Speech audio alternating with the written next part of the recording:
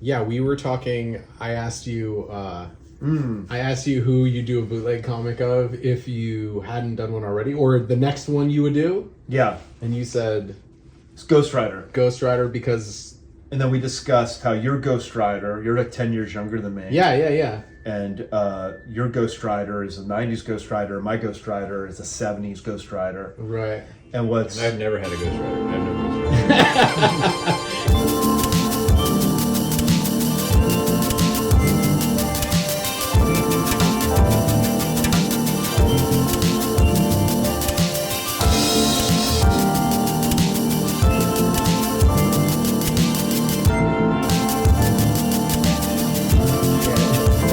You mean Ghost Rider with?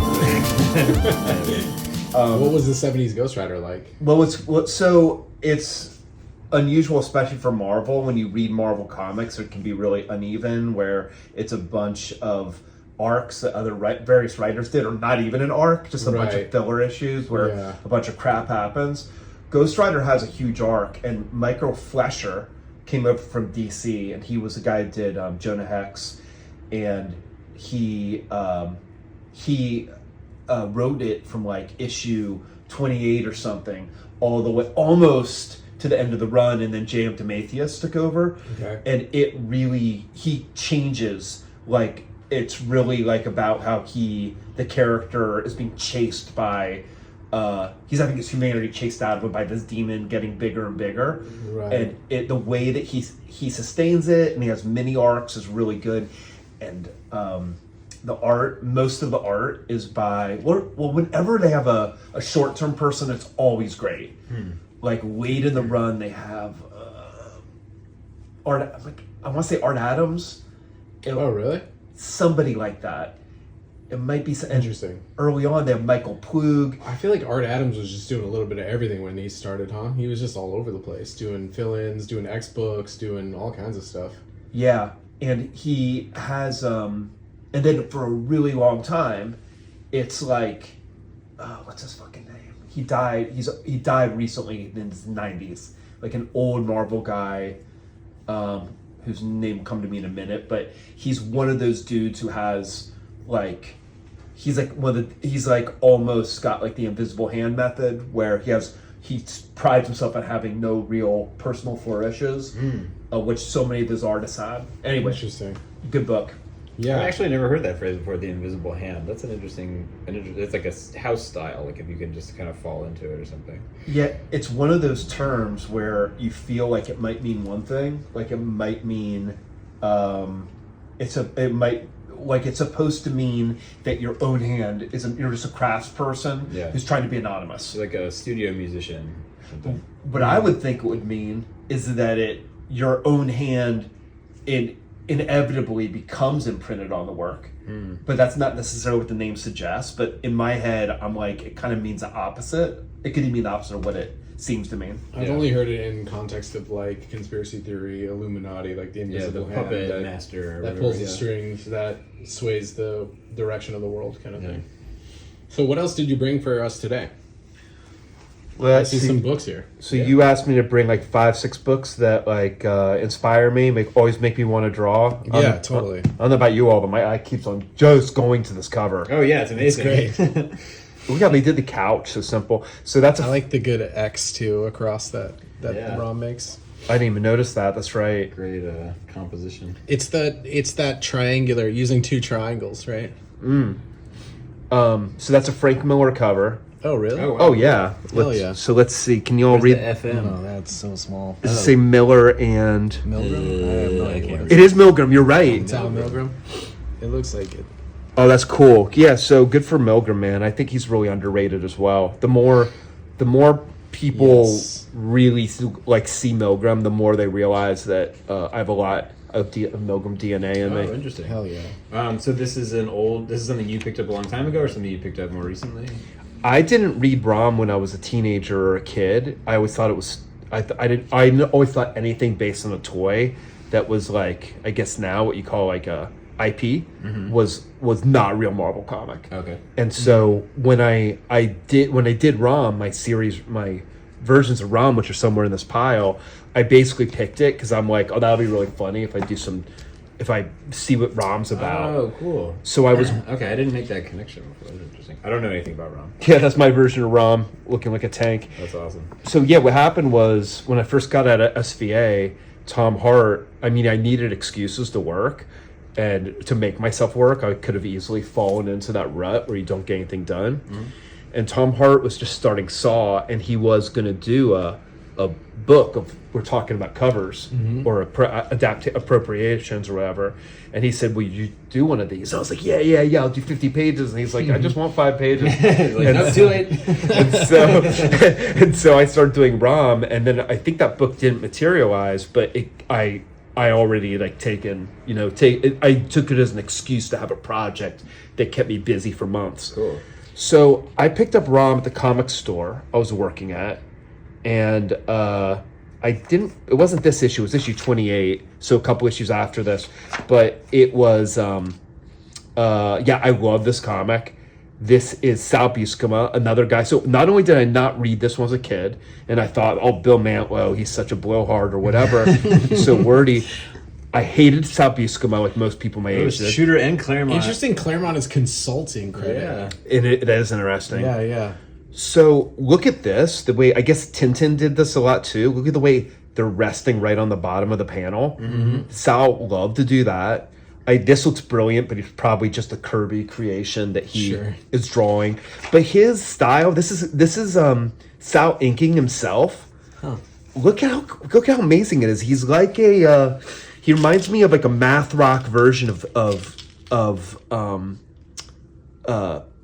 what's his Caniff. Oh, in fact, Interesting. and Caniff is one of my huge heroes, and that's way down here. Shit, hell yeah. And he really invented this whole language of using these really lush blacks. So it's really organic what he does. That actually, I got this from Pettibone. That actually might be some of Pettibone's writing up there. Whoa, cool. Amazing. Yeah, I got this from Pettibone in '98. Wild. And he told me that, I've told the story a bunch of times. He told me that, like, I asked him about his, his magic, and he goes, everything that he learned was from Caniff. And I brought that up to him last year when I saw him, and he was like, yeah, it's true to a certain degree. The classic artist response is to just kind of like back off of anything that you might have said in the past. Like, let me hedge here. Let me say yes and maybe not. I know I said that, but yeah. So now when I look at this, it's incredibly juicy, and I mean it's got the same wide, thick blacks. Like, here's enough of a black just to show that fucking roof. The underhang, what do you call it? The cantilever or whatever. Yeah, and Simple. Yeah, it's almost like an alternative comic. It's wild to think that how you choose to put your black in really does make your style. It has so much to do with the language of comics. When I'm talking to kids about making comics, I'm like, look, the black ink is the lifeblood of the comic. So if you touch your panels and your characters with the black ink, you bring them to life. So it's a really good way of putting it. It also drags your eye around the page. I mean, your eye's always going to go to the black spot. So like you squint your eyes, that kind of can give you the general direction that you can move around and follow the action. And it's the hardest thing to intuit, I think, when you're first starting. Where do I put the black? Yeah. Because it's like, well, this wall isn't really black. Nothing's really black right, when you look around real life. But, then you start to look at it that way.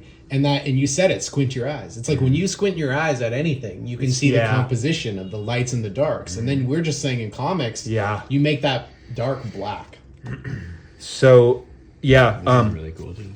It looks like it's really joyful the way that he just had the excuse. He probably took his fat nib and just was like just doing these geometric blacks. That's another reason I call it math rock. Yeah, that's a good way to phrase it. Because math rock is hard. Math is hard. Like that. This is great. Yeah. It's very careful. I mean, this is a very careful drawing. This would be a really nice graffiti image. You know how graffiti artists love that really clean look. It's funny how many panels I see that I want to take out of context and make a big painting out of, But then I'm like, that's not cool. That's like, were you Liechtenstein? Yeah, exactly. Well, that's what I mean. It's like how many fine artists have borrowed from cartoonists, Look at that. That's so cool. That You looks could, great. we did this exercise actually in Aiden's Rizzo class, where he was like, take a comic page and then reduce everything on the page. Pick one page. Reduce everything on the page to a kind of basic shape first. So like this would be like an oval. This might be like a rectangle or something like that. Maybe I'll insert it or something. But then get rid of the first page and then overlay something onto the basic shape page and do something else. So it's like that's a good idea. You're examining the composition, you're examining the shape placement, and you're turning those shapes into something completely different. And then we looked at them all side by side. It was fascinating. And they probably still work. The page works so well. Right, It's like no matter what anyone did, no matter how abstract or how weird they got with it, every single page worked because they were working from something that already worked. Right. It's a really neat way to study page layout. I was flipping through, by the way, and trying to see if there's any more examples of people standing on the bottom of the page like this. Not this one, but lots of other issues. He does it constantly. I'm a big fan. So Sal is John's dad, or No, his brother. They're brothers. Okay. The brother and Sal is, I want to say, still alive. Okay, because I remember I was talking with Ann Nesenti, and she was like, "Yeah, so when we got a new person into Marvel, into the bullpen, they'd go hang out with Sal, and Sal would teach them how to draw comics, and you just had to listen to what he would tell you. Like you didn't have a choice. Like he'd tell you how to draw Marvel comics, and I was like, that's cool. Yeah, That's a nice piece of lore. You know? Like I was like, wow, okay, amazing. That is really cool. It's wild how that kind of hierarchy worked at Marvel, where it's like you'd come on, you'd be the new kid. They would hand you a fill-in or something, or a cover, or a pin-up or something. Sure. You'd have to fill in and kind of earn your way and climb your way up the ranks, so to speak, you know? It's really interesting. Actually, you know what? Now that I've said that, it wasn't Sal. It was John Romita. Oh, well, that makes sense. Or John Romita. Buscema. Or not Buscema, but Romita. It was Romita. It wasn't Buscema, yeah. My bad. I'm misremembering. Because I remembered they called them Romita's Raiders. Oh, gotcha. Yeah. Anyway. Tell us about misremembering. this Terry book. So Terry... This is funny that there's like a black spot where your thumb goes. Terry is let me look at that. So cool. I got very obsessed with Caniff. The difference between him and our math rock friend is it's so much more organic what he's doing. It's wild. It's almost indecipherable, though. I mean, at this size. It's poor reproduction too, Yeah, but sure. you can tell. I mean, look how clear that guy As I is. look closely, That I can panel's see also it. probably like 8 inches wide. Or Yeah, they're pretty big, the originals. 6 inches wide. Especially the Sundays. They were huge. They were like this, each panel. Yeah, so there's better reproductions that have come. Sure, but sure. I found this really readable. I did read this entire book. Like, I didn't mean to be critical. I was just saying. no, I'm trying to not. figure I'm out never what it responding was. that way. I think Yeah, it's all yeah. legitimate. What's crazy about Caniff is Caniff. There's a lot of different. I mean, you could kind of. Oh, by the way, I love that. Look at the way that line breaks up, so you read that character's face. There's a lot. I kind of learn more about Caniff all the time. First of all, I heard about him my entire childhood. Like I read Jules Pfeiffer's The Great Comic Book Heroes, which is a big book in the 70s, and he was just talking about him like really slavishly, I think the word is. There's slavish. Slavish is fine, yeah. Oh yeah. I tried not to mix it up, and I inverted it. Anyways, because I always mix up lavish and lavish and slavish. Anyways, so he would talk about him like, oh, he was just such the king. And as a kid, he was still working on Steve Canyon, and it was like Judge Parker or Mary Worth. It wasn't. It was like a legacy strip that you couldn't figure out why it was still in print. Right. And so years later, and I always thought just the world's insane. The fact that everybody always says that Caniff was so amazing. And then when Pettibone said it, I was like, okay, I'm going to reevaluate it. That actually makes a lot of sense. I never would have made that connection to Pettibone's work, but that kind of like hacking, slashing, brush work. Yeah, the inky brush. It's like the you're loosening up the whole Caniff style and breaking it apart into something that's your own thing. Yeah, absolutely. And Pettibone will grab random things, and like he would easily grab an obscure element of this, like that guy's face, and then he did make up his own body. Yeah, Or or even just the fold. Like sometimes he just draws. Like I've seen him draw with those like foam brushes, like the sponge brushes. He'll Yeah. be inking some huge ink drawing with a foam brush, and it's a lot of these kinds of like scratchy clothing folds and stuff. It's interesting to know too that like Caniff was one of the most successful newspaper artists of that era. Right, He goes on he got to wealthy. he's the founding member of the Billy Ireland. Mm-hmm. He's the person who establishes that museum. So he He's from Ohio. I met him when I was like in '82 when I was like 12. Oh, wild. My dad took me to go see. It was like the one comic book thing. No, two comic book things my dad took me to, and one was that. And again, I was like, I wish I was meeting John Byrne or something. Yeah, right, totally. Who is this guy? Yeah. Where's Jack Kirby? Yeah. And he and then years later I was really happy I'd met him. So when I read the book about him, they said one of the amazing things about him is that he would do the strip like this. He would do the Sundays 9 months in advance, and then he had 3 months in advance to do the dailies. So he would have to do the Sundays anticipating how he was going to get from Saturday to Friday. That's amazing. Yeah. Is that because of the plate preparation for Sundays takes longer, or color separations or something? Possibly. Okay. So he would have to. Sometimes he would slip up. Like imagine that you're doing a comic, and you can't take the time to like show somebody. You go on a side quest and decide to have like the dragon lady just slowly taking a deep breath or something, and then messes it up because then you'll have to have Saturday's comic will not be on Monday and it won't match up. Yeah. That's wild that that's how it worked, where he would do the Sundays ahead and then have to stitch it together. That's crazy. Don't you wish that there was something like this now, that people like there would be an ongoing serialized thing in the paper every day that people would like talk about? Yes. A water cooler Yeah, comic yeah. strip. Like I think that would be so fun. I don't know why no one's successfully been able to do this. Maybe like Crisis Zone was kind of like that, or some of the Instagram stuff. I think especially during COVID that was the case. That's what I was gonna say. Like Yeah. Alex Graham's comic. Dog Dog Biscuits. Biscuits. And There's Ben Morrow's. Ben Morrow. I haven't read Ben Morrow's actually. Which I came one? in the what we mean about tomorrow, what we say when we mean What tomorrow. do you mean by yesterday? So it's yesterday. What we Sorry. mean by yesterday? Yeah. Is that what it was I'll called? bleep all that out and put the real Yeah. title. Yeah, I love Ben Morrow's work. I think I saw that and I was like, I don't understand why he's drawing this way. And then I was like in the middle of the story and I was like, I don't know what to do here. So I kind of want to pick up the book. Yeah, and I start didn't fresh. catch it from the beginning. I caught it when he went on the fantasy side story with that character, Yeah. which I loved. I thought that Nick was Yale or something. yeah, like whatever his started with an N, but the character was constantly doing the worst possible thing a character could do in every instance. Every time they had a choice of what to do, they would Yeah. do the most unskillful thing ever, the most selfish, debased thing, and then it somehow like work its way out, which I thought was fantastic. It was really good, and you kept on like wanting them to grow. Yeah, right. But they would never grow. So it was this conflicted relationship where you're like kind of rooting for them because that's your protagonist that you're riding along with, but you also hated them and you wanted them to change, and every time they would just Ninkugel? Was that his name? Yeah, I do believe. Ninkugel? Yeah, I remember this character.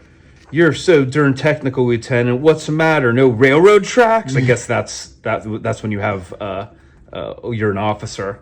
You was robbed, huh? Railroad track. Okay. I got these first Louis bars just before they shut off the war, ma'am. So this is actually like, I think like after. Let's see, this is 45 to 46. Oh, after. Okay. So after the right, first war.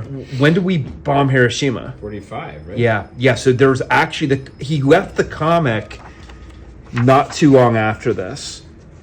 This character's great too. He's a complete scumbag, Mr. Sanders. He kind of looks like Charles Lawden, and I think that's intentional. By the way, look at this shit. Like the way the comic was drawn. Like Terry's before. That's before this one. Terry. Wait, this is Terry. This is Terry. Okay, sorry. And so, like, he started off like he's still using a nib, and look how lush this is. The way it transformed. That's Yeah. volume 17. It looks like Toth, kind of. It's like way more crisp. Yeah, it's like nice and open too.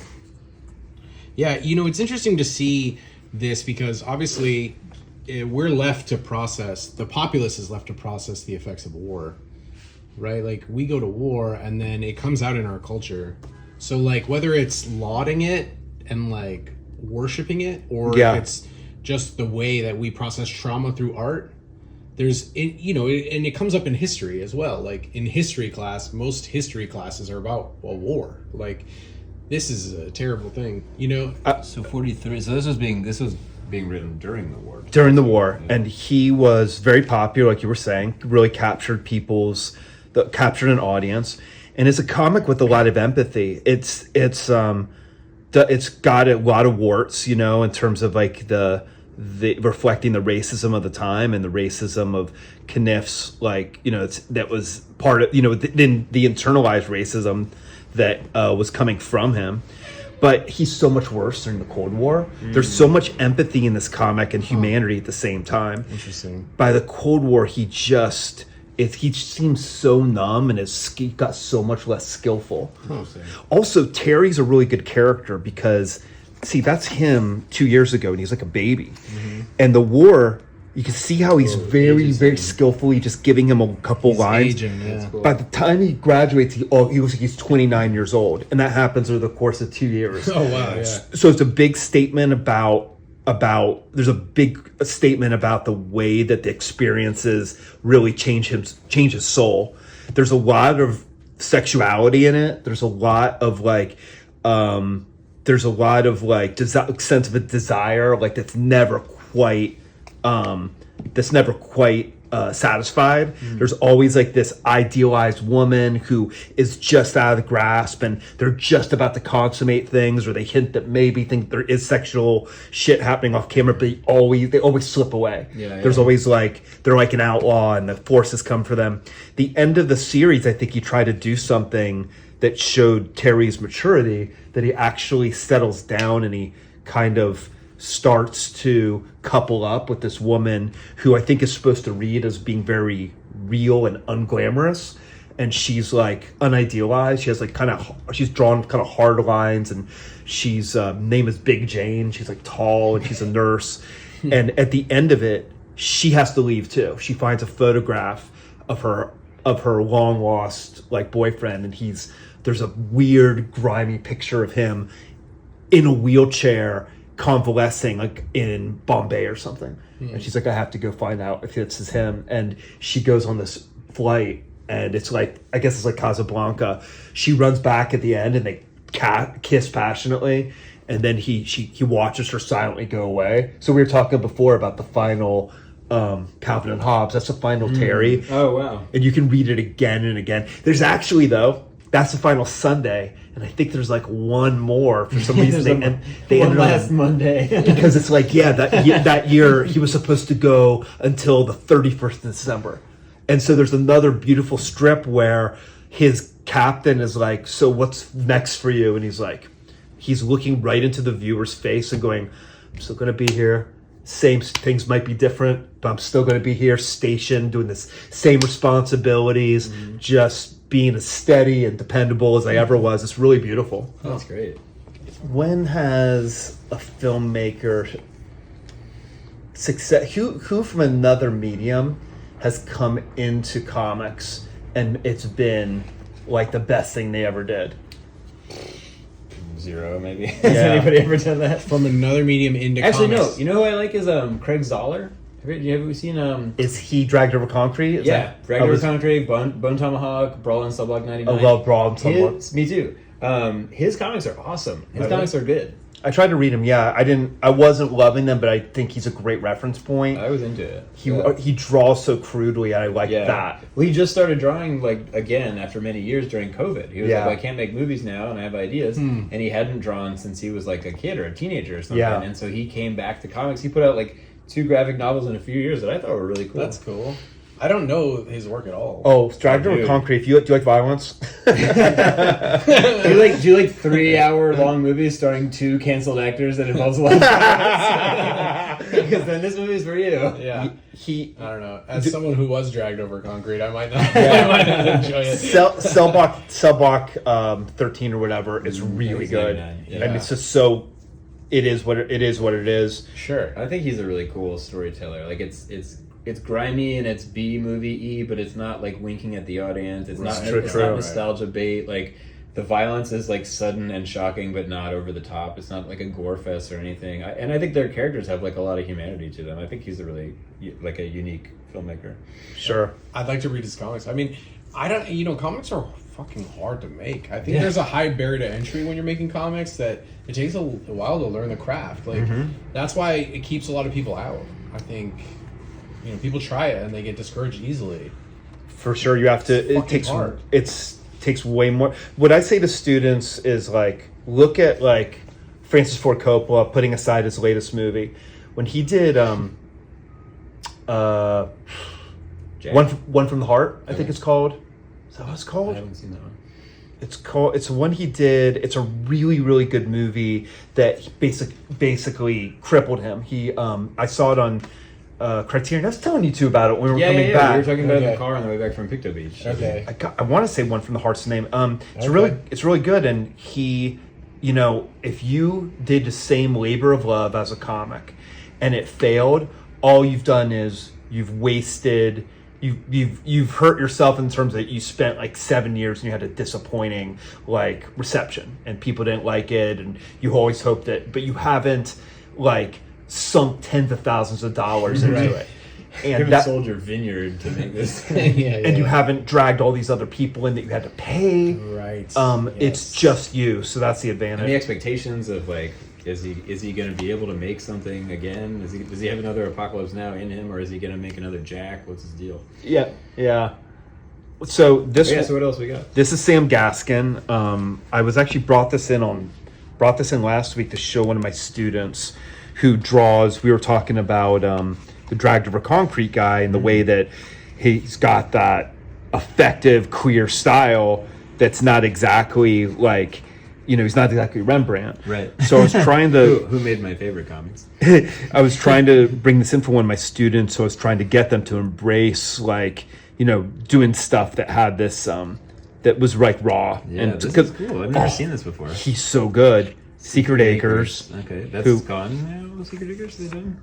Yeah. I tried to talk to them about... I wanted them to put out Tomorrow Forever, and they were like, they had zero interest. Okay. So he's got some stuff that's like... This ain't pasta at all. These are shoelaces. super queer, super intimate comic, super funny. I have you can see he can really render too. I have an original piece by him at home of the Ultimate Warrior. Hell yeah.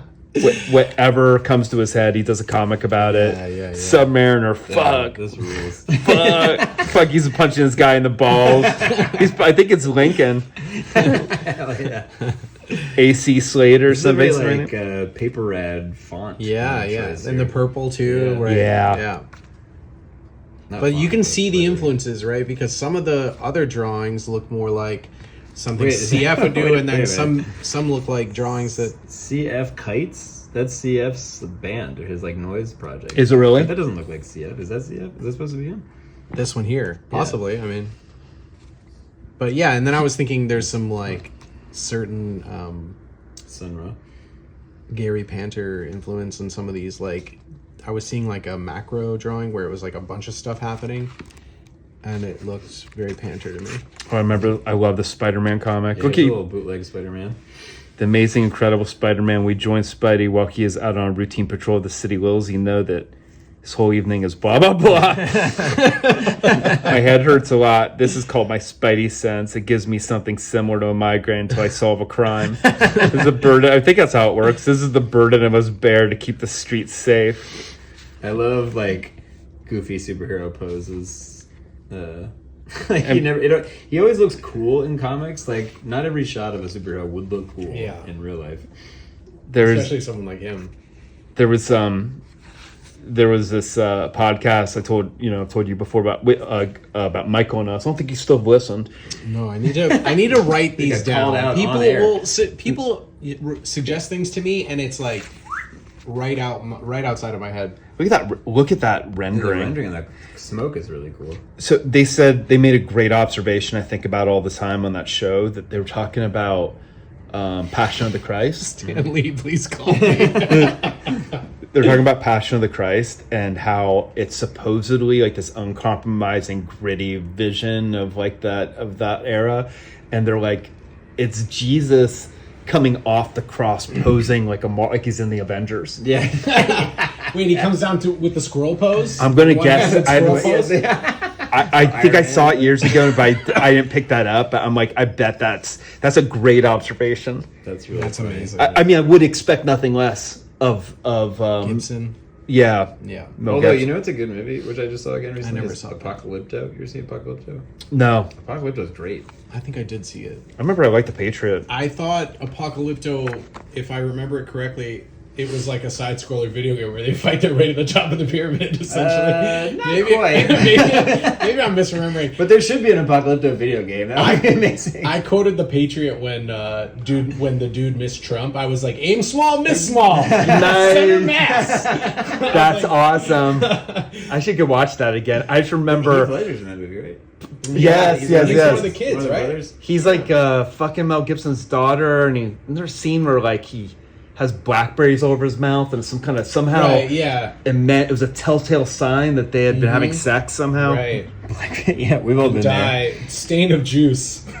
This is awesome. There's a lot of styles in this book too. That I find this like really inspiring. I can see this being a book of being like you pick this up. There you go. That was what I was talking about. Within 5 seconds, you're like, all right, I'm putting this down. This and is go draw. Painter-esque to me. It's so unselfconscious, and yet everything that comes to his head, he's like, and as a coup de grace, I'm going to end it with this kind of like weird, ignorant tattoo style version of Love and Rockets. Yeah. It also seems like these are the faces from Bob's Burgers to me. That looks like Bob. This also seems like this person is a funny person. You know, Yeah. sometimes you like some people can write gags and their writing is funny, but like other times you get a vibe that you want to hang out with them because they're probably a funny person.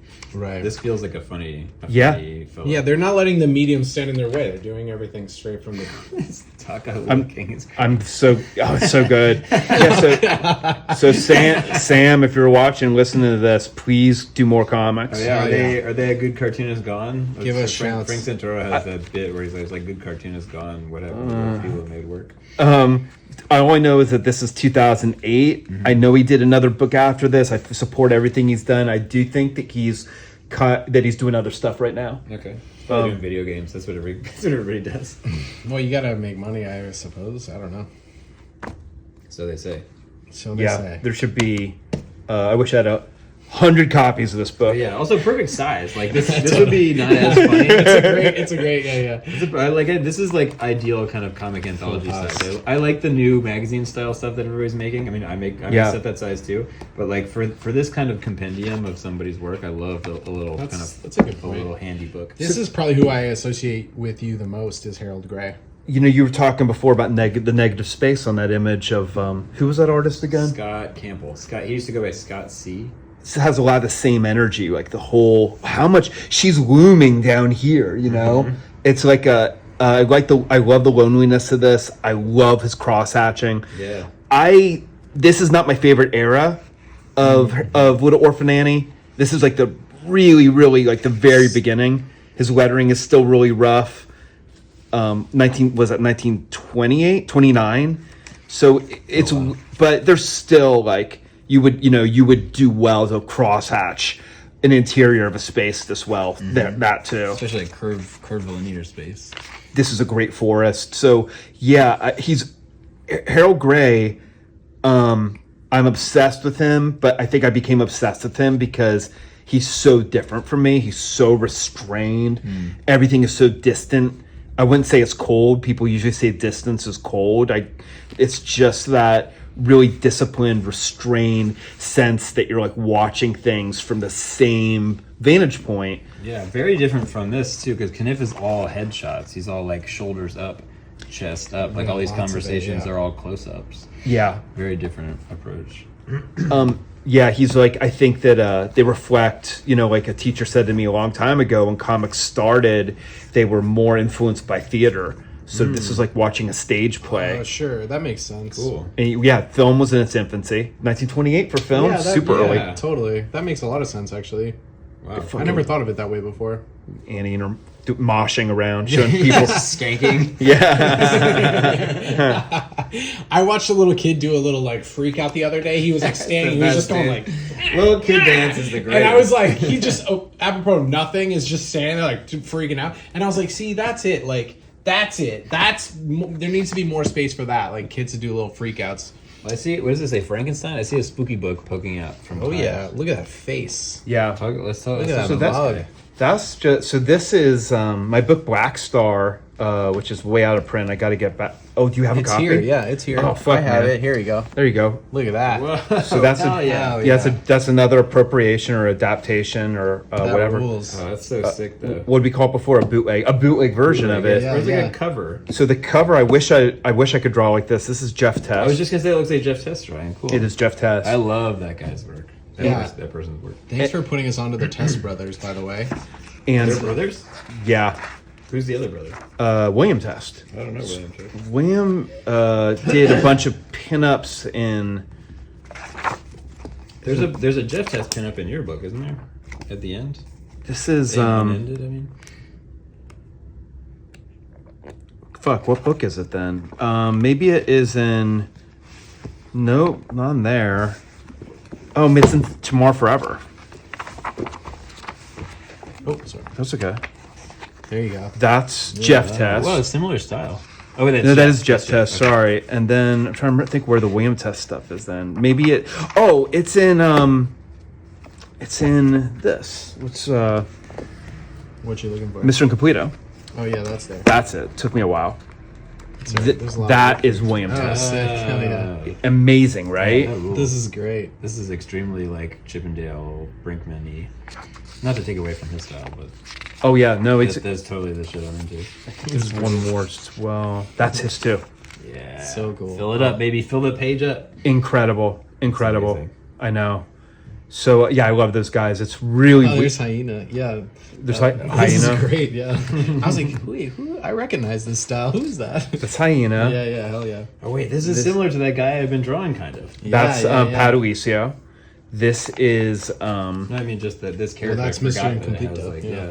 that's Jonathan McBurney.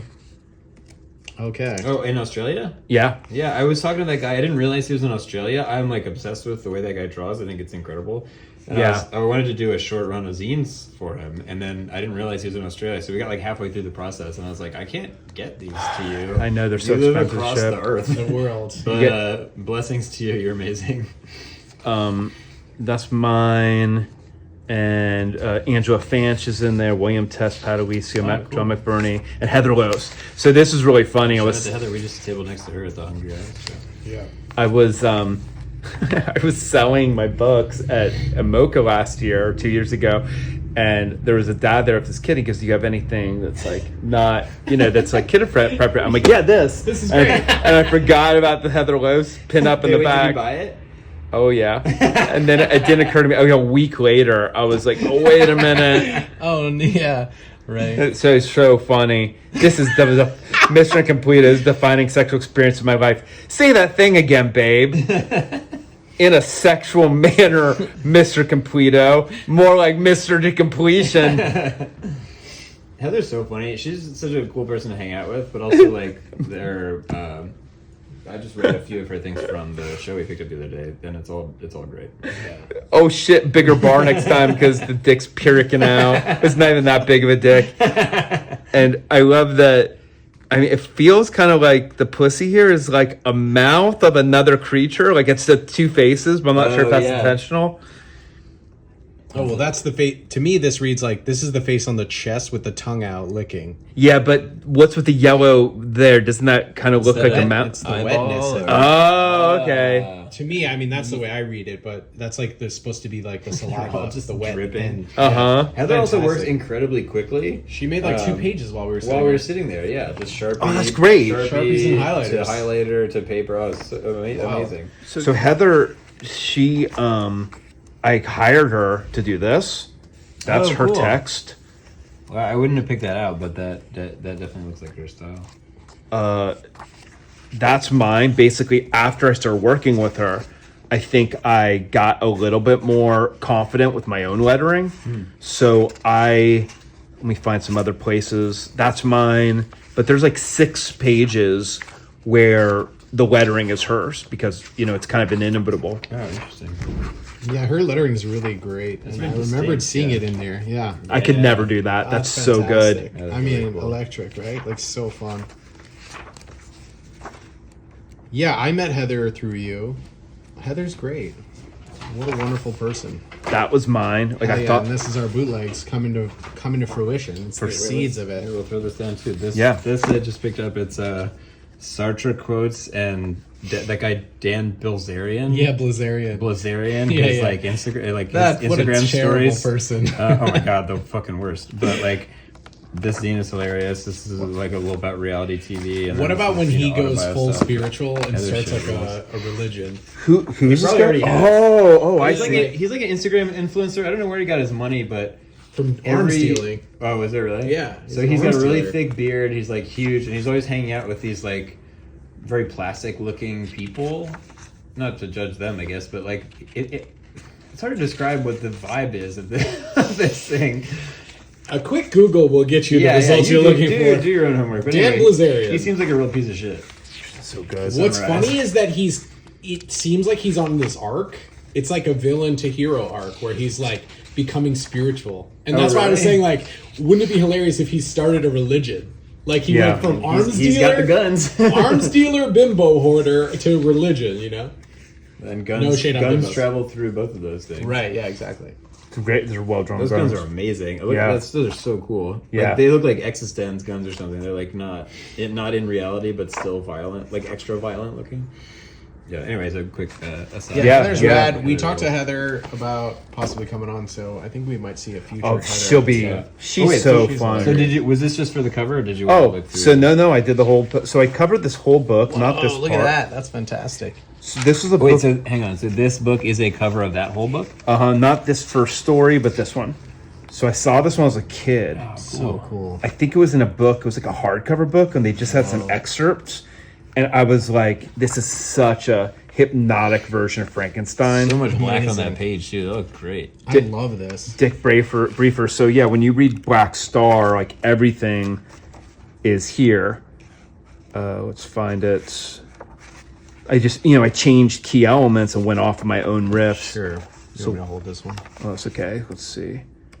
Let me find the part where he cuts the bullet out. Yeah, it's probably right there. So that was that was the version where he digs the bullet out, like in between the panels, Okay, I see. Yeah. and that's my version. Oh wow, Right.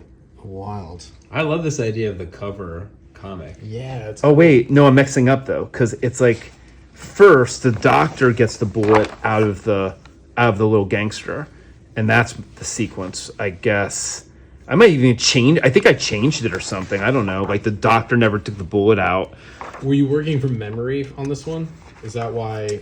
I don't remember. I don't It's so think so. cool. I think I kept on referring to it, but then trying to let myself go on riffs. Okay. Yeah. Yeah, I think Cool. there you go. So he leaves the doctor,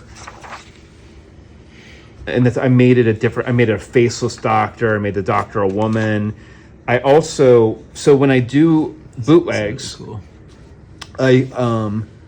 I talked to Bill Griffith once, and he said that the trick is when you do a bootleg, is that you're covered by parody laws, but if you don't plagiarize it. So if you apparently, and a lawyer might say, no, that I can strike this down in court. Sure. But the logic is that if you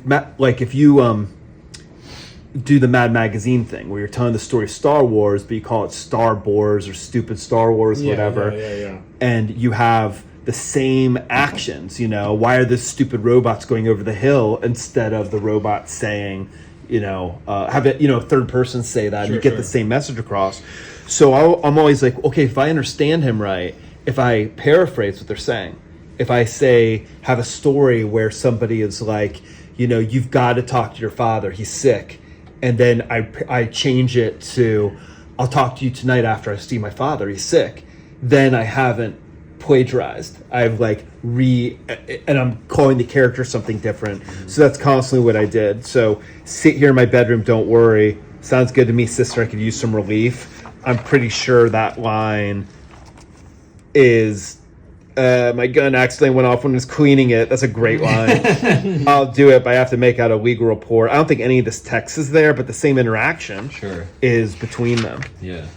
So, and at the end, the giant crushes him. The guy gets smaller and smaller, it almost seems. Like he gets... Yeah, he's like inside his hand in that last thing. Yeah, like isn't he... There he's on his shoulder. Look at that. He's bigger than his hand, at least, there. That's awesome. So, I did the same story. This, for some reason, this part came about because I kept on redrawing the page.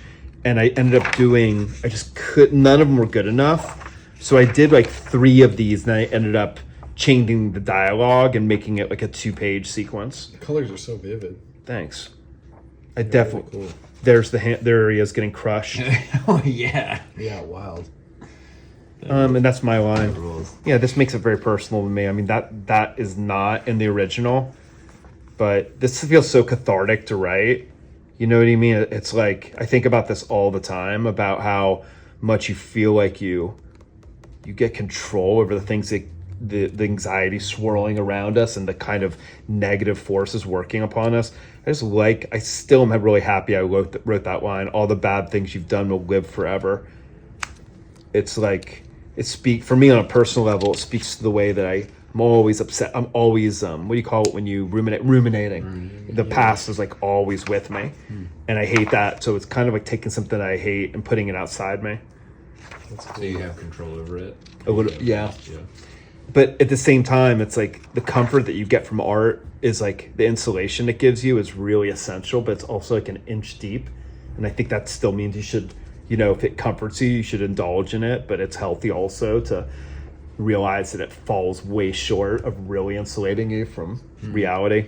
That's what you mean when you say inch deep. Like it doesn't really do the trick. It only kind of partially does it. Like I cling to art all the time, and I use it. This is the period that we're in right now is dark for all kinds of reasons. Yeah. And like there's so many forces that are just building up. There's so many things are trending worse and worse. And then I've got my project. I have a book that I'm working, a graphic novel that I live with, and when I sit down, I'm working on it. And there's something almost perverse about it that I'm like sitting there clinging to this thing because I need it. But at the same time, I'm like, there's much worse things to cling to. Yeah, absolutely. Sure. If I didn't have art, I don't know what I would do, honestly. Yeah, same. When you said cling to it, it made me feel like, oh yeah, I do that too. Yeah. Like 100%. And I think people who don't make it cling to it anyway. They cling to stuff they can find or read or watch or listen to. Like it's a glue and a connective tissue for so many people. And I feel bad for people who don't have connections to art because I also wouldn't know what I would reach for comfort. It's true. And I mean, we can create our own world in which we escape into. I mean, the act of creating it is an escape. It is a kind of self-therapy. Yeah. At least I've found in my experience. Yeah, totally. It's very therapeutic to sit and draw out my feelings and to write out my feelings. Whenever I'm really upset, I write. And I mean really upset. And then I look back at it and I'm like, oh, this shit is cringy as fuck. But it's like, well, it felt really real to me when I wrote it, so am I just embarrassed? Am I just fearful of what other people might think of the way that I think and feel? And that is pretty deep to me. It's like, then I have to wrestle with, well, why do I make it? Why am I compelled to make it? Is it just to make me feel better? Or if when I release it, it will hopefully help other people feel better? Yeah, I was gonna say, it's also something like this is also putting like a little flag up saying like it's something that other people can identify as like, oh, they feel like less alone or they feel less isolated or more connected or something. Like when I read this, I was just like, this is my fucking guy. We traded comics in Desert Island, and when I read this book, I was like, actually I haven't read that one. Can I borrow that one? I was like, yeah, absolutely. I was like, I'll give you a copy. Fucking shit. Okay. Like, it just, the urgency and the need to make something and the like feeling like you're trying and trying and trying, but you can't seem to make the thing that you want to make.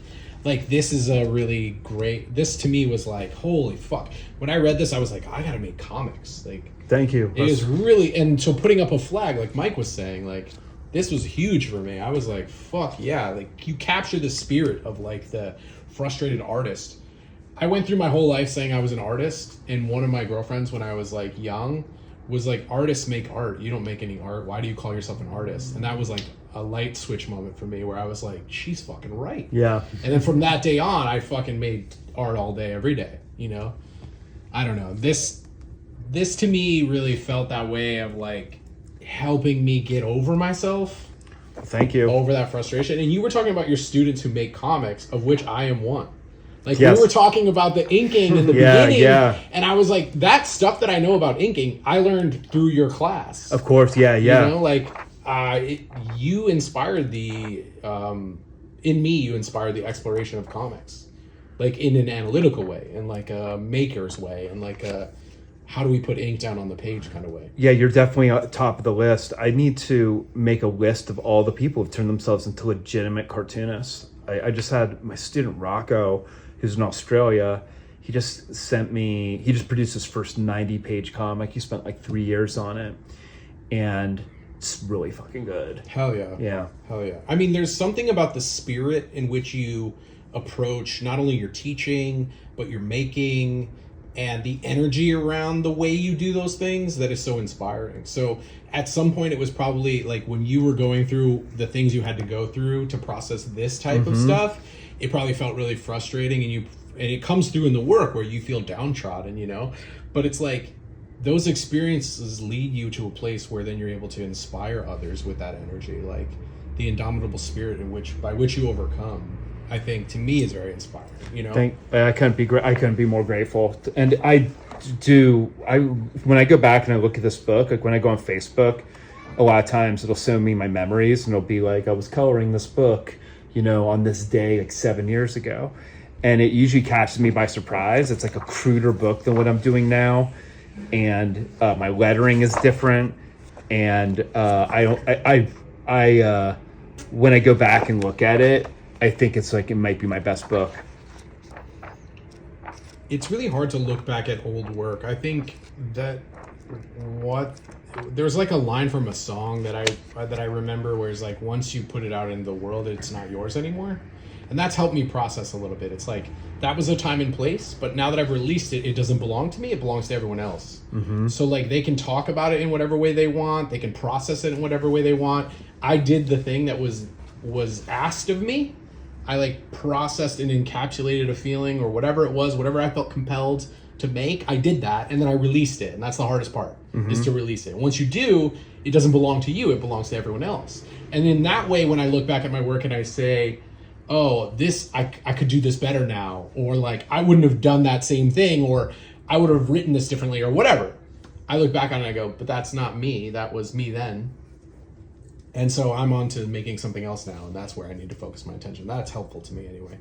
Because I look back on my old work and I'm like, oh, I'm my own worst critic. I mean, I am too, and that's why it surprises me when, you know, there should always be another side of that, where you at least have a good day where you go back and you look at your stuff and you see it, and you despite your own critical excesses, you see it for what it is.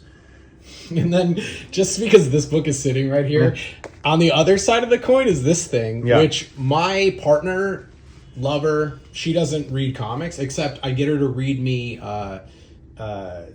Crazy Cat. I hand her a big Crazy Cat, and I'm like, read it to me because I want to hear it in her voice. We would sit in bed and I'd read her strips from this one, and we would just be rolling. Like, the ability to switch between that which, you know, hounds you or whatever, and then the humor, I think, is really wonderfully done. Thank you so much. And a testament is Pictou Beach.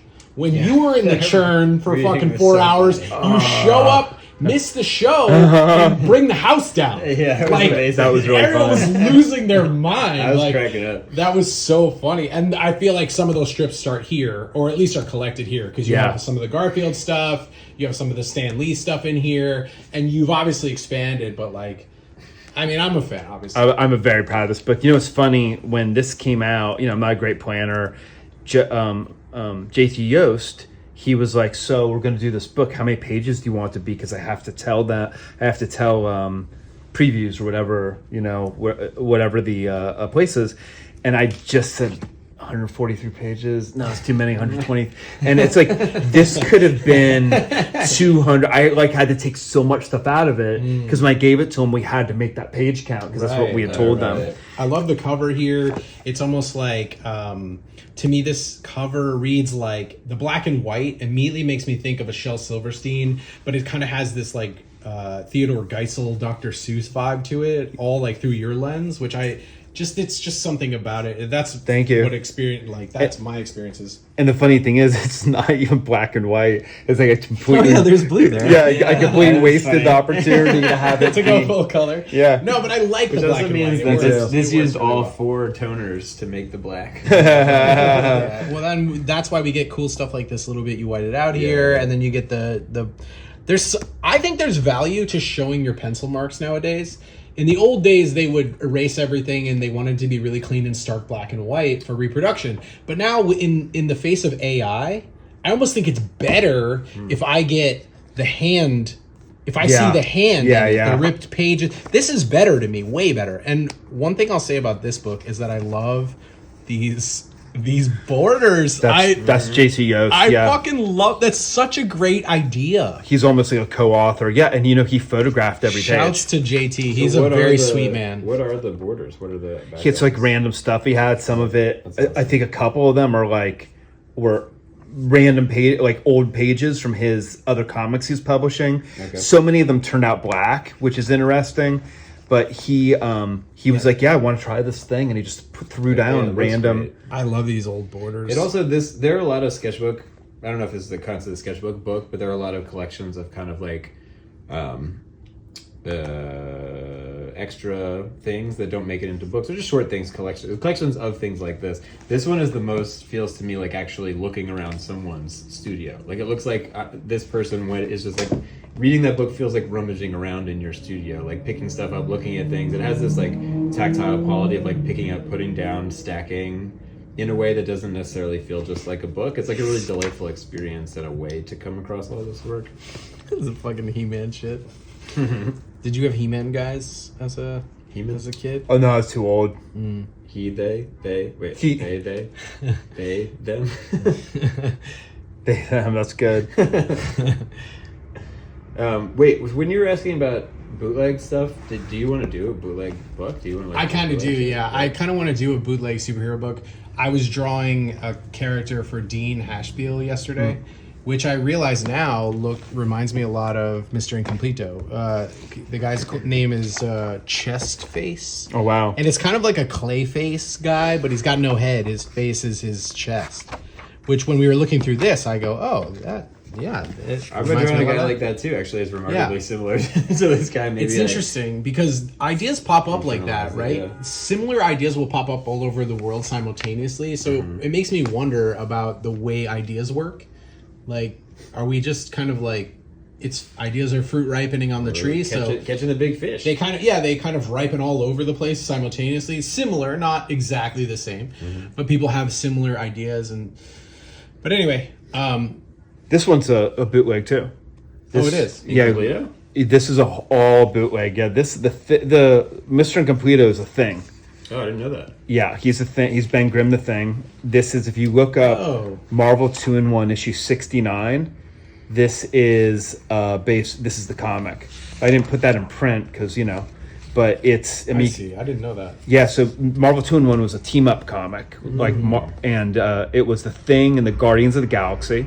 The original Guardians of the Galaxy, so that's why I call him Farhawk in this book, but he's Starhawk. Okay. You got, they're sort of obscure characters. I haven't actually seen the Guardians of the Galaxy movie, but I understand they're based on like a 2000s Guardians of the Galaxy. So you got Vance Astro, and you got Charlie Jupiter, and you got Nikki Sudden or something, Nikki Sticks. There's like a great character. There's a little character with like flaming hair, and you got the guy who, he's in the movies for sure.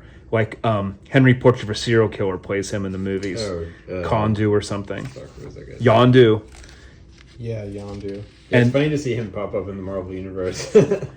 Yeah. Based on that film specifically. Yeah, he's milked that whole thing for years. He's like a weird killer on Walking Dead too. Oh, really? Oh yeah. So that's her. I love her. This is I changed key things about this, but the plot is the same, and the plot is really clever. I saw somebody actually had discovered this and was like, oh, it's a time jump comic, or this guy is like trying to prevent his past self from becoming his future self. And it's really haunted in that way. Well, that's all a Tom DeFalco script. What I did, I changed it. I kind of made the dad in the end a lot more like my dad. And I think at the end of the comic, the kid, this is the future self guy, and he's basically in the future. He ends up being trapped in a spacesuit that keeps him alive way after he should have disintegrated into dust. And he should be insane, but he's still walking around after 500 years of having been, I think, awake and suspended animation. It's like in a sort of a sleep paralysis. And he's like, I do not want to go through this. So I'm going to tell my younger self, not to become a fucking astronaut, because it's like, and then all the other dudes are like, you can't go back in time. And he's like, fuck you. He's like, you don't know, and none of you know. And so he goes back in time, and it unearths his younger self's telekinetic abilities. Like, that's what happens. He goes so insane while he's in the sleep paralysis that he desperately unlocks his psychic potential, telekinetic, and instead meeting him and having his dad just be like a insufferable authoritarian prick just makes him think he throws his dad through a window, maybe. But it looks like it. In my version, he crucifies his dad, and then they decide to wipe everybody's memory, and that's how I end it. But this was all there. He shows his face to his dad. He's like, Dad, this is me. I'm your son. And he's supposed to not be able to lift up his face, his mask, because he's so old he'll crumble to dust. But he manages to do it just for a second, just to show his dad his face. And all of that is there. He starts to decay. What do I have happen? I think, the younger self comes and buffets up the dude with this telekinetic ability. He like supports him and keeps him from disintegrating by wrapping him up in this. That's all my idea, riffing off Tom DeFalco, but the ideas were all there. I think he basically recomposites his face from the verge of death. And then he returns the favor by making him forget who his dad was. And then he's like, what's going on? Who are you guys? He's like, I don't know. I'm going to take this dead guy and, get rid of him. No, who is he? No one you'd recall. Yeah, I had to read this a couple times. The first time I was like, I don't know what the hell's going on in this book. But I loved it the second couple times I read it. Thank you. And it's all, so this is definitely a bootleg. So again, that's all. That's so interesting. Yeah, I don't know if I'll keep on doing these. I mean, I feel very, artists steal, right?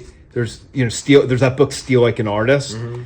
And I always feel like it's a gray area. How you choose to just fully take somebody's project and turn it into your own and have fun with it and get playful. But yeah, I mean, this is like sampling, I think, or that's way different from like those superhero artists who like trace, they lightbox magazine poses and just put like the superhero clothes on them or whatever. Like that's stealing in a boring way. Stealing is a loose word or whatever. Like what you were saying, you're catching fruit from the air, or Lynch calls it catching the fish, or whatever. Yeah. Whatever those things are, it's all basically stealing, but it's acknowledging the fact that you don't exist in a vacuum. It's acknowledging the influences, and I think like taking an influence that piques your interest is no different from being like, I want to make a noir story, or I want to make an action movie. Like, right, genre. Yeah, genre, doing anything genre is basically lifting from source material somewhere. It's not. It's just not direct. So something like this, I think, seems like a really interesting creative exercise, and you're acknowledging the pieces. Yeah. So this is wonderful. So good transition. This I brought. I gotta reread that story. I was just gonna say, some people won't question why. Is that Justin? This is it's not Justin. This is the artist who did Wonder Warthog and Fabulous Furry Freak Brothers, Gilbert Sheldon. Yeah. Cool. Look at how insanely this is drawn. So wonderful. rules. I was gonna say, I was starting to put it together because of the faces. I was like, that's Sheldon. Yeah. Or can you do a zoom in? Yeah, look at that. Everything about it. The fading figures. That looks awesome. And it's like Little Orphan Annie, where again we're very far back from the not just with the cross hatching, but also Look, I mean, the sky, unbelievable, Yeah, right? there's so much texture on Yeah, it. yeah. yeah. This reminds me of that Rahul Jain that you show, like the mountains and stuff. It's cool because this it's is flat. fantastic. Like this stuff is so textured and layered, and these are just these flat rendered out shapes, but it works really well. Yeah. So this was all Kim Thompson's vision from Fanta, you know, and he, from what I understand, you know, he died during the 2010s. But this book, Mome, I don't love it as much as 00, but I do really love a lot of Mome. And It's really cool. Is it an anthology then? yeah, they're all anthology. Okay. There's like, this is volume. This is 15. the first I've ever seen this. Yeah. I've seen a few of these just in passing. I've never had any of them. Yeah. Yeah, try to. Oh, so much good work in So here. cool. Go to the contributors. Is there like an index or something? Oh, sure. Andre, Tim Hensley. I don't know Andres Arp. No, I don't. I don't either. I don't know a lot of these names. Oh, look. T. Edward Bach. Bach, yeah. Oh, yeah, I forgot sure. that he was in here. Skyver Dash. That might be Dash that's the first thing that Noah, I believe, had in print at Oh, Fanta. interesting. This became Dash's movie. My entire high school sinking into the sea. I didn't realize that was based on a comic of his. So where is our boy? We just Oh, right It there was on his written- shoulder. And Pick. Who's Pick? where'd you see that? Right here. Oh, yeah. And Pick, I wonder who Pick is. Yeah, interesting. Pick is his rendering assistant. His crosshatcher. Person in custody. Wow, This looks awesome though. It's so It's cool. really good. I mean, it's so good. yeah. There's such a weird push pull to it. There's an issue with Zap that has a really cool Wonder Warthog cover where they have this. The real- pig guy or a different one? We looked at Wonder Warthog. I have the one very with first, the pig guy yeah, jumping at us. that's him. Yeah. Yeah, that's a drawing that's lived in my head for a long time too. We look at it our very first unaired episode that we might release on the Blu-ray. You know, the director's cut Blu-ray. We should make a Blu-ray. Yeah. We look at Wonder Warthog and a couple other things. We're talking about Action Comics. We have to like AI upscale the video quality. So Noah talks about just hounding Fanta to get into one of their anthologies. I remember seeing him be in an interview with someone. It was probably on his YouTube channel, and he's like, I just kept bothering them until they put me in one of their anthologies, which is commendable. I mean, that's kind of how you have to do it, you know? Squeaky wheel gets the grease. Just keep bothering somebody until they put you in. Yeah, there's got to be a way to do that though. It's like not everyone can do that. At Crossroads, somebody was saying, we were talking about this with me and Hyena were talking about this with a younger cartoonist, and they said, we were talking about, and Hyena was like, oh yeah, Josh, he'll bug people. He'll be like, hey, are you gonna want you to write about me or something like that? Hey, I'd love to. You know, that's how I got on that reading list for Fog Farm. Oh, okay, sure. I bugged them, and then luckily, you know, they responded really well. Sometimes, but you take the chance that you're going to get rejected, Right. and the person goes, "Oh, I don't have high enough self-esteem to do that." And I go, "No, I don't either. That's why I do it." Yeah, right. Yeah, I mean, that's how it happened with Austin. I would just see him at all the shows, and I would kept giving him comics, and I just gave him comics every time I saw him. And then one time he was like, "Would you want to have some comics with Domino? Send me some books." And he was just kind enough to put my books up, you know?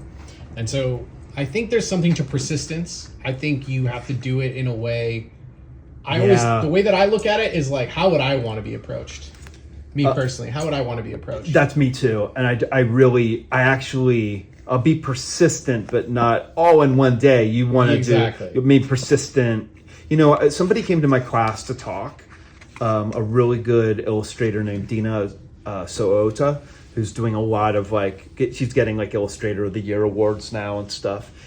And she had advice for my students about getting illustration gigs. She goes, find out who the art directors are at the magazines you want to publish at, and then email them. Don't hound them, just email them every 3 months and say, hey, I really like the thing that you edited, that you art directed for the article on Bosnia. And then here's 4 pieces that here's 3 illustrations I've done, and then do it again 3 months later. So you don't make a pest of yourself, but you do put your best foot forward. Yeah, 3 months is a good amount of time because in adult time, 3 months is nothing. Yeah. 3 months comes and goes quick. And it also shows that you're working on your own Yeah. without work being given to you. Because I think a lot of times art directors, in my experience, they don't want to see that you can make one cool piece. They want to see like regularity. They want people in their roster that can be like, oh, I know this person is doing stuff, and I know they're going to do a great job with this thing. Because they know you're keeping up with the game. And they want to see you mature and progress. Yeah. Like when I'm looking for a tattooist, I will watch somebody's work and watch them progress and go, now's the time I want to get something from them. Yeah. I see where it's going, but Yeah. I like it right now. Yeah, and yeah. it is kind of like you're showing that you're working, but you're also showing that you're growing. Yeah. And as your work changes and matures, people like that. They can see the promise of something, and then they go, I bet I'll like this even more in a couple years. Like, that's the feedback I've gotten on my books, is like, obviously, they like XYZ, they'll give me some praise, but then they'll go, it also feels like it's in development. So I'm excited to see where you're going, which means they're on the ride. They're along for the ride. Mm-hmm. So like support that and show that you keep working and show that journey. I think editors worth their salt will pluck fruit when it's ripe, you know? Yeah. So should we talk about Al Hirschfeld now? See, We're I on mean- point with the segues here. pretty amazing. That's from Yeah. 1970. Also, that image is on. This is great. Is that? That image was on a comic strip. I mean, we were just Bernstein. talking about the Isn't New that the same Yorker, one? so That's the Oh same- wow! Isn't that yeah. the same? Yeah, it sure cover? is. just God painting clouds, or he's Yeah, I painting thought that was theater funny. seats. With What the is reproduction. this an image of? I think That's he's a good painting question. theater seats. I know. Theater seats. He says in this there's like a article. I think it's an interview or an article in here. He says that while he would watch plays, Yeah, he draw in the dark he'd or draw in something. his pocket. He had like a thing. Wow. He would keep like a thing. He'd be like watching it. He'd be like doodling on Really? a pad in Yeah. his pocket. Inside his That's pocket. what he says. Wow, that's wild. I saw him say something equally insane. I love that image. Yeah. When I was a kid, I saw him interviewed on 60 Minutes, and I believe he said that. And they go, "Really?" Yeah, And- like how's that Because possible? he might just be getting like gestures. Like I'm sure it doesn't look like what the thing is, but he could just be getting like, oh, they're dancing or they're moving. Like he might just be capturing these just little gestural moments or something. That's wild. Yeah. Interesting choice to Line have. contour. Yeah, it's an interesting choice cool. to have that leg and complete. I've been giving lessons on that Oh, lately. cool. Looks like a bulldog. Yeah, I don't even know. He's such a mutant. Yeah. Oh, it's Zero Mostel. Okay. I don't know who that is. He was in the original producers. Okay. The producers, Interesting. with Gene Wilder. Yeah, yeah. And so he's like, Oh, okay. I do know who that is. yeah, he's got a son named Josh Mostel. Turtle hand here. That's what I'm saying. He looks like a bulldog. Those are like paws. Yeah, he's very. It's like a weird something in a dream, Like a cloven foot. Yeah. or like it's almost like AI, like kind of morphing. Of the I skin. can't do hands. I was thinking about AI. It's like those early AI drawings are kind of amazing. It's like watching a child learn how to draw. You know, it's I agree. Like of a time. Like I don't support AI art. I think it's toxic bullshit. But I'm saying like there'll never be that same AI weirdness that there was when it first started. Is what I'm saying. That's a Oh my period God, of I know. time. Like when there were just these weird artifacts and these weird mutated like my, things. my friends and I, Drones guy, my friend Danny, who makes the music for this show, bless him. What's up, Danny? He and I have spent hours fucking around with AI prompts. Like you type in a thing and you watch it spit out some garbage. But then if you do it with another person, you're now iterating on an idea through the machine. So it'd be Yeah. like, I want to see Osama bin Laden wearing Jinko jeans. And then all of a sudden you're like, I want to see Teddy Roosevelt wearing Jinko jeans. And now you got a whole slew of things. And then suddenly you'd be like, you can riff on jokes with another person through Sure. the thing, and then it gives you this weird images. It's like a choose your own adventure, or Yeah. like a Mad Libs. And if you scroll through those images in a gallery later, you're seeing kind of like your train of thought manifest through these bizarre things, and you get to just some truly astonishingly bizarre images out of this thing that are not so direct as that. The the thing that really I find encouraging when I think about AI is I read an interview with Paul Schrader. I've said this before in our classes. Paul Schrader was giving this interview, and he said in the future, AI is going to be, you'll be able to say, write me a season of CSI Miami or something, and it'll do it. Yeah. And he goes, but it won't be able to write a Paul Schrader movie. Right. And that's what gives me that makes me feel less threatened than some. Mm-hmm. If you don't have that really slick style, it's Right. not going to be able to replace you. If you got that, when I saw this really horrible ad on Facebook. It was like this company that prints out your AI prompts, and it was like there's a woman in an empty apartment in New York, and she's like, I need some art. And then there's this little, AI little goblin shows up and is like, you can be the artist. She's like, I can? And they're like, sure, give it a try. And she's like, what do you want? And she's like, I want a 9-foot dick. I want a Renoir style painting on my wall. And then there's like a new Renoir. And she's like, and she's listing all these things. I want somebody falling in love in Paris. And there's a shitty AI prompt of a black and white image of people dancing in Paris. And she goes, I want a Basquiat. And it's such a piece of shit. Yeah. Its version of a Basquiat doesn't come close. Yeah. Right, because you can't. The funny thing though is like the person who like the target market for that bullshit. Yeah, they're not interested in art anyway. Like they're gonna buy their shit from like Big Lots and they're put like it on the wall. decoration. Like they're not like these are not the people who are gonna be interested in avant-garde expression from places that they're not used to. Like normies are always gonna be doing this shit. No matter where it comes from. I just picked this up because the only book we haven't talked about. So look at that. Yeah, He's so good. One of my the blacks, yeah. One of my favorite things I like to everything Reminds about me this of is going Shioli a on. little bit. Of what? Just this. Wait, what are we looking at? Galactus reminds me of Shioli. Is this Aiming? Tom Shioli. This is Aiming, yeah. Aiming, who I first knew from Powers, which I read a bunch of. I mean, I kept on rebooting it, I read a but bunch of Powers too. I have remained a big steadfast fan of Aiming, and I thought it was Emming actually. Emming. I don't know what it is. I don't know. What I mean, look how much is going on. It's like the texture of this cloud, the texture of that wall, the black inkiness of this. He plays around. I tell my students a lot. One of the hard one kind of aspects of composition that I taught myself was play with the frame. So Thor's helmet going right to the edge of the frame there, the way that the finger here stops just short of the frame, it gives it a lot of tension. Yeah, and I mean that's gonna be really hard to pull off if you're mass producing too, because 1/8 of an inch misregistered and it cuts it off. Yeah. I read somewhere that he just draws. Maybe this was Powers, but he just draws with like Uniball pens on copy paper. Like he drew just like office supplies. But I was like, that's so cool. I drew my last comic on copy paper With just like office pen, like a Uniball. No, I was using like a brush pen, but. Right, the mountain guy. Yeah, because I printed them all out and then embellished them all on the printer paper. There's another one like toying with the edge, both sides. You should tell people that's almost too dangerous. Like actually touching the frame. Well, sometimes you get these weird little negative space shapes there too. Yeah, like there. But for the most part, he's like, this is that's a weird shot. It's like a very David Lynchy shot. Yeah, it's like a Mignola shot or something. This is interesting, like the way that corner just stops short of that edge.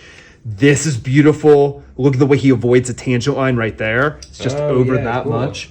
So that's one thing I like about Emming that I find endlessly inspiring. He's just doing a kind of Akira meets Jack Kirby thing, but he's doing it. He's the thing that makes it special, that gives it a sense of psychological tension, is often his compositions, the way he forces the frame, the way he can have almost nothing happening in a panel and it's still really interesting. So this is my current project. It's like the follow-up to Unended. And some of it, this part, for example, is based on my friend Jeremy wrote the script. This is great. That is kind of like, sort of like a political. It's like it's sort of a weird alternative history of the radical movements in the 60s and early 70s. It has like a bunch of countercultural figures. Some of it's about the 1968 Chicago riots. Some of it is about Est, Erner Verhardt's movement, like the self-help movement, which kind of became very corrupt. There's a real sense of doom to it. It's wild how many like gurus and like self-help type things pop up out of the 60s and 70s. We were talking about that. Yeah. These are amazing. Wait, can we just sure. see them just for a little bit longer? Sure. So this is one that I am not entirely sure about. Like I'm always teaching myself how to do shit. Like this one I've been touching up, this little I love sequence these here. watercolors. Oh, yeah, I kind of Those are wish the whole book beautiful. could be watercolored. Been teaching myself lately about how to break up lines, which is why I was pointing out that one Hirschfeld image. Oh, Hirschfeld. So like trying to figure out how artists do that wonderful trick where things are a little bit incomplete behind the figure. Oh yeah. So I've been carrying these pages with me and trying to go in, see whatever page isn't quite working, and just like when I have patience for it, going back into it. I love how unprecious you are with these pages too. Yeah, they're like taped together. They're They're stuck. There's all kinds of you shit can on see that them. you've like Yeah. glued down. That's moleskin. Yeah, you've glued down other paper or you've whited stuff out. Yeah. and I That like is that. too. Yeah, if you run your fingers over it, sometimes I forget how much I pasted in. That's pasted in. Sure. That is pasted. That's an adhesive label right there. I just wow. fucked up with the crowd and It's redrew wild it. to think that like it makes like the one thing that comes back every time I teach kids is they're like, oh, I'm afraid I'm gonna make a mistake. Yeah. Or I'm gonna mess it up. And I'm like, Yeah. you can't mess it up. I'm like, we got whiteout. You can paste in paper. Like you can't mess it up. Just keep building on it. Yeah. And I really like the sculptural element of these. Like But even this kind of like the way you're doing it, Josh, I feel like is like comes from so much experience of comfort. Like it's really hard for kids to have comfort enough to fuck up. Like you almost have to like work. You have to work hard to fuck up, to the point where fucking up is part of the thing. And I think it's like it's a confidence, it's a comfort level that takes a long time to build up. Of just being able to see what it looks like when you smudge something and be like, that's okay. like not be afraid of it. Yeah. Yeah. When you're a Yeah. kid, you Like don't you're- have that. You're afraid of everything. Yeah, well, some kids do. Some kids have it That's immediately. true, They don't yeah. give a shit. But other kids it's intimidating, and they want it to be right, and I think a smudge is seen as a mistake or an accident or a bad thing. And it reflects like they're deeply self-conscious. I feel like the kids that have a problem with it are the ones that are super self-conscious. And I think that's what you hopefully lose as you mature, is you lose that self-consciousness and you put yourself out there. Well, I mean, I struggle with it. It's something I teach the kids to do all the time. Like, if you make a mark, turn it into something else. Like, if you fuck up your paper, let's cover it up. We'll fix it. But like, it's something I'm constantly trying to undo in my work, is like allow those things to come through, because especially the early pages I did were like really pristine and really sharp and really crisp, and there's nothing on them at all. What is this, coffee or is It this? is, yeah. Because I remember somebody using tobacco juice, like steeping tobacco and then staining their paper with it. That sounds cool. Yeah, Right. but this coffee you get a really amazing. There's something about the organic like nature of tobacco. Yeah. Like the stain of tobacco. Yeah. It interacts with the paper in a weird way interesting. where they would get these weird textures. Coffee's the same thing. Yeah, it really does have an amazing. You can see I did 2 layers, so if anybody out there wants to do the coffee effect, that's how I do it. So there's one. I'll let it dry. Patented Josh Bayer coffee effect. Yeah, I Do you actually, use espresso or do you use regular drip coffee? whatever I have, my roommate had some very dark coffee that I used like for a month, because we had he had like frozen coffee, or not Sure. cold brew. Okay. But usually I just use whatever I make Joe's at home. So yeah, the way I developed this was I had a student who was really into tattoos, and I was I looked up how in tattooing they do like their flash, the Sailor Jerry style vintage stuff. They actually tint the page with tea and coffee. So Oh, okay. Yeah, that makes sense. so I showed them how to do it, and then trying to kind of reach out to them, get through, like talk to them in their idiom. But is that to simulate like a more fleshy surface, so it's not just on bright white? Why do they do that? They might do it to kind of have a bit, just it feels vintage, it feels old. Oh, okay. But I started doing it, and I just really fell in love with the technique. What I like is that if you're ever doing watercolor, there's a point where the spot color works so good. Like I could see doing a few more here, Yeah. make that tree brown. But I don't necessarily want to color everything here. But sometimes the white of the paper is like calling out to you and being like, you could do more. Yeah. So I like that the coffee just pushes everything back and makes you feel like you've painted it, but also hasn't made you overwork it. Yeah, It's you also also- get these lovely happy accidents. Right, like the where the texture hits is not in your control. You have to allow it to Right. sort of spread and do its thing. Sorry, okay, go ahead. No, you're good. I like too that it brings you to a middle point where now you can go lighter than or darker than. So you're in the middle, whereas when you start from a white page, you can't go whiter than white. Yeah. You can't go white from there. Yeah. So this brings it to a nice mid-tone where you're like, I can go light here to highlight certain things. I can go darker. Yeah. And they both work. Yeah, like with this one you were talking about that had little touches of paper. Oh, here's another one I did with coffee. Yeah, that's great. Yeah, that's awesome. The other one, like, yeah, the white, this one is like, what's the answer? Where do I start? Where do I stop? It's like, if I'm Henry Darger, I'm going to fill in everything, you know, and then it starts to become kind of tedious. So I don't know what the role is going to be of watercolor in the book. Finally, with my first few pages, I was doing watercolor and I thought I might watercolor the whole book, and eventually that fell away. I might end up doing touches of watercolor and then scanning it and then digitally coloring. That's actually how I did the cover for Mr. Incompleto, because originally, wherever that is, I printed that out years ago as a black and white book, and I had watercolored the cover. Couldn't find the original art, or I did find the original art, but it had watercolor on it. So when I colored it digitally, you can see the watercolor, the organic watercolors underneath the surface, and it works pretty well. Really cool. That's awesome. All right. Well, thanks for coming out. Yeah. Thank you so much for letting me be your guest. You check out your work. You have a website, obviously, Instagram. We'll put all that stuff up on the screen. If there's anything you want anybody to know, now's the time.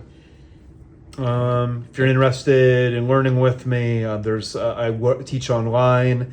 I have a DIY class on Sundays at 11. I have a class at SAW, a sequential art workshop, which is also accessible online, that I do every Thursday. And there's room for probably a couple more students in that class. There's I think there's 10 or 11 students in it, and it's a 2.5 hour class. The Sunday is more chill. It's like I have about between 5 to 8 students who come every week. So it's affordable. Write me if you're interested. Oh yeah, you might see me there on Sundays. I pop in there. Yeah, absolutely. Yeah, send us those links just in one, maybe in an email. We'll just we'll put them in the YouTube comment thing if you want to. I will. I have I did that thing where on Google you put a survey. So if I have a link on my website, and then it takes you to a survey for the Sunday class. So it says do you want to learn comics, drawing and stuff? Do you want to do it on Sundays? No. Yeah, and then they fill it out, and then I'm put your email in.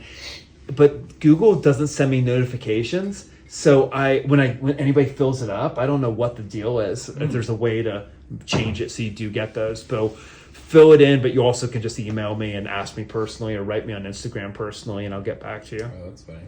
Well, thank you so much for coming. Yeah, my pleasure. You were in our first episode. We wanted to get you on forever, and we rescheduled a bunch of times. So I'm so glad that we could make it happen.